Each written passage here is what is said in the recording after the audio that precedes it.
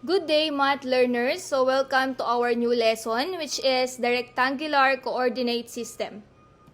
Our objective is to illustrate the rectangular system and its uses. So yung rectangular coordinate system natin, tinatawag din siyang Cartesian coordinate system. So ito yung rectangular coordinate system natin. So ito itsura niya. Okay? So, pinangalan siya kay René Descartes. Okay? So, si René Descartes, ito po si René Descartes, yan yung itsura niya. Kaya siya Cartesian Descartes. Okay? So, dun nanggaling yon. Okay? Sa Cartesian, meron din tayong tinatawag na x-axis or horizontal axis. So, pag sinabi nating horizontal, ito yung pahiga. Okay, ito yon. Itong linya na to, ito yung horizontal axis or yung x-axis. Meron din tayong y-axis or yung vertical axis. So, ito naman yung line na patayo dito sa ating Cartesian plane. Yan. Yan ang tinatawag na y-axis.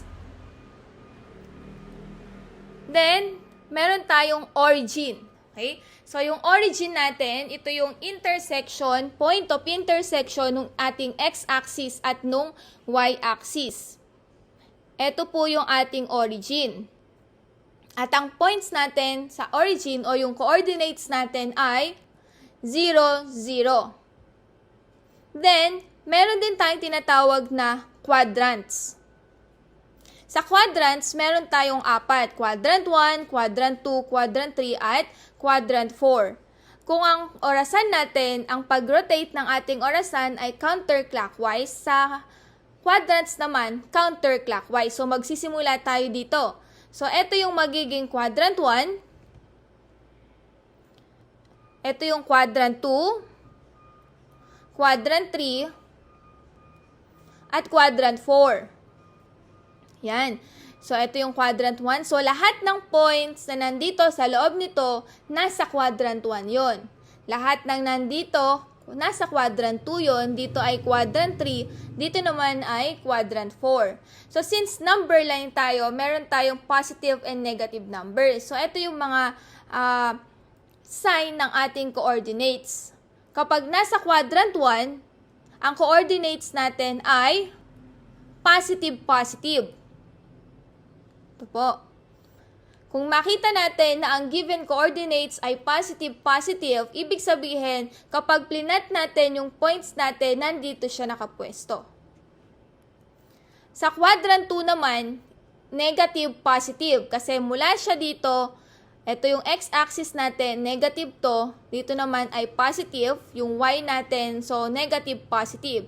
So, kung ang coordinates na given ay negative, positive, ibig sabihin, nasa quadrant 2 siya, andito po siya naka-flat kapag ginawa natin. Sa quadrant 3 naman, negative, negative.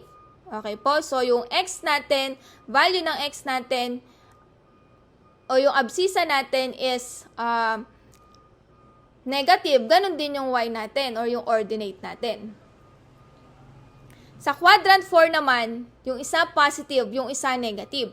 Yung x coordinate natin is positive, yung y coordinate natin is negative. Okay po?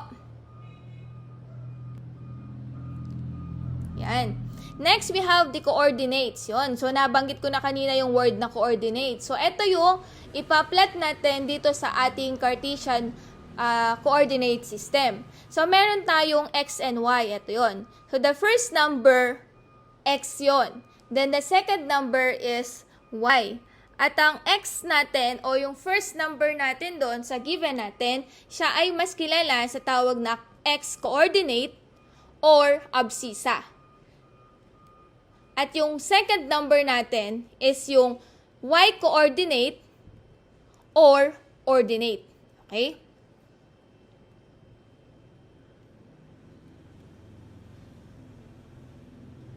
Next. So, since alam na natin yung mga gamit ng ating Cartesian, yung mga parts niya, so let's proceed on example. Try natin. We are going to plot the following points in the coordinate plane and identify the quadrant or axis each point is located. Okay? So, hindi lang pala basta quadrant. So, pwede ring maging ang sagot natin is through axis kung wala siya sa quadrant. Yun. Ibig sabihin nun, kung ang point natin ay nandun mismo sa axis, diba meron tayong dalawang axis. So, meron tayong x-axis and y-axis. So, kung ang point mo ay nandun sa x-axis, ang ilalagay nating location niya is x-axis. Kung nandun naman siya sa y-axis, ang ilalagay nating location niya is y-axis. So, let us try. So, alam natin na ito yung x-axis, ito yung y-axis, ito yung quadrant 1, quadrant 2, quadrant 3, and quadrant 4. Let us start by identifying the quadrant or axis each point is located. So, kung positive, positive ang number 1, anong quadrant daw yon? Quadrant 1. Yung number 2 natin is positive 4 and negative 4. Saan kayang dito yung positive and negative? Ito yan. So, positive and negative nasa quadrant 4 siya. Then, we have negative 1 and 5. So, kung negative 1 natin is, saan yun? Negative and positive, ito po siya. So, nasaan siya? Quadrant 2. Then, yung number 4 natin, ang given coordinates is 0, 3. Okay? So, yung x natin is 0. So, ibig sabihin, hindi siya tataas, hindi siya bababa. Okay po, nandito lang siya. Then, yung y natin is 3. Ito po siya. So, ibig sabihin, ang point natin dito ay nandun siya mismo sa ating y-axis. Therefore, ang ilalagay natin dito is y-axis. Okay po. So, kahit hindi natin tignan muna agad dito sa graph, ma-identify natin kung anong quadrant sila based dito sa ating mga sign na binigay. Then, yung number 5 natin is negative 5, negative 2. That is quadrant 3 kasi isang negative ang given natin. Okay? Let us proceed on plotting the given points. So, for number 1, ito po ang given natin. So, 2, 1. So, yung first number natin, that is the x-coordinate. Then, yung second number natin is yung y-coordinate. So, yung x-coordinate natin, nandun siya mismo sa x. So, kung ito yung x-axis natin, ito po yung number 2, ito po yung point natin dito. Okay? Then, yung y natin is 1, positive 1, ito po yun. So, kapag in-extend natin yung line, kung nasaan sila nag-intersect, yun po yung magiging point nyo. Doon yung ilalagay yung ating points. Okay? Then, i-name natin siya as point coordinates 2, 1. So, ilagay natin yung given dito sa mismong point natin. So, pwede siya kahit saan banda dyan. Okay? Kung sa taas, sa baba, basta mismo malapit doon sa ating plot ng points natin. Number 2.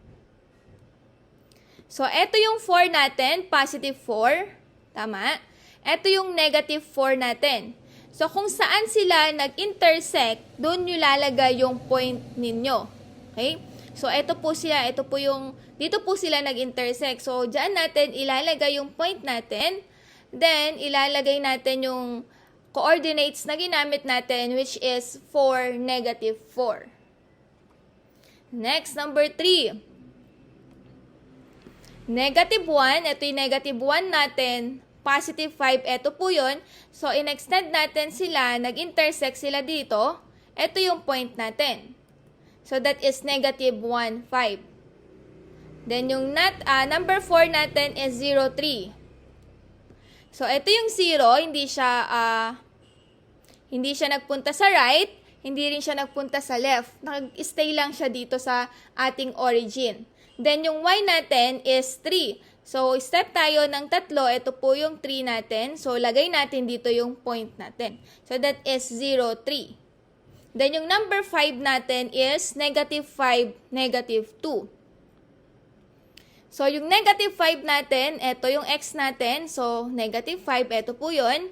Then, ito yung negative 2 natin, in-extend natin. Okay? Ito yung point of intersection nila. Dito mo lalagay yung point mo. So, that is negative 5, negative 2.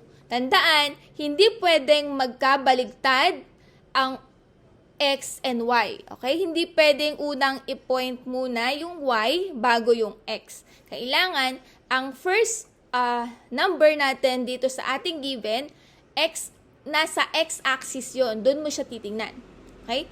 Bago ka pupunta doon sa ating Y-axis. Next, given the points, let us identify the coordinates and quadrant or axis each point is located. So ngayon naman, may point na. Nakaplat na yung points dito sa ating Cartesian plane. Kukunin lang natin kung anong coordinates siya at kung anong quadrant located. Okay? Unahin natin to, letter A. So ito yung point A. Okay? So ang point A natin, mula dito, papunta dito sa ating x-axis, 2 yon, tama? Mula dito sa ating point, papunta sa y-axis, 4. Therefore, we have 2, 4 as the coordinates for point A.